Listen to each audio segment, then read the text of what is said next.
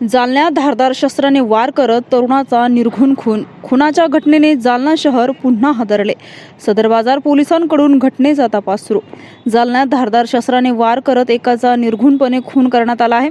खुनाच्या घटनेने जालना शहर पुन्हा हादरले आहे. जालना शहरातील मंगळबाजार चौकीसमोर ही घटना घडली आहे. शाहेद सगीर शेख असं हत्या झालेल्या तरुणाचं नाव आहे.